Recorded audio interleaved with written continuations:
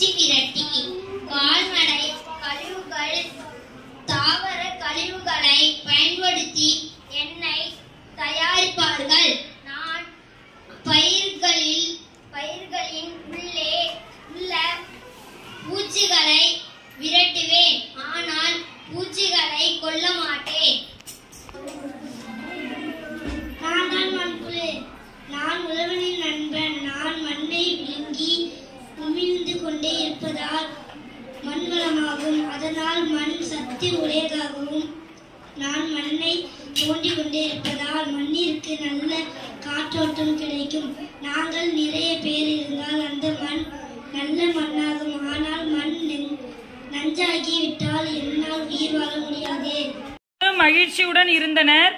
அப்போது புதியதாக இருவர் வந்தனர். நண்பரே, இவர்கள் எல்லாம் யார்? இவர்கள்தான் என் புது நண்பர்கள்.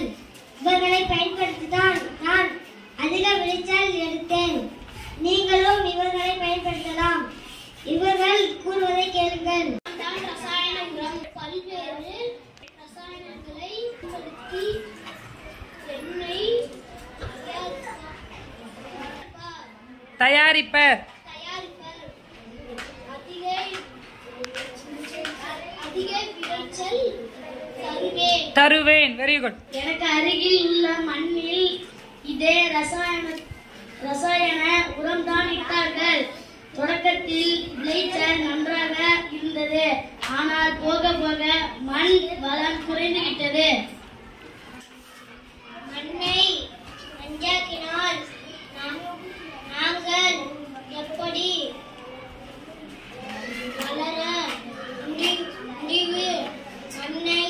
முடிவு இல்லமா முடியும்.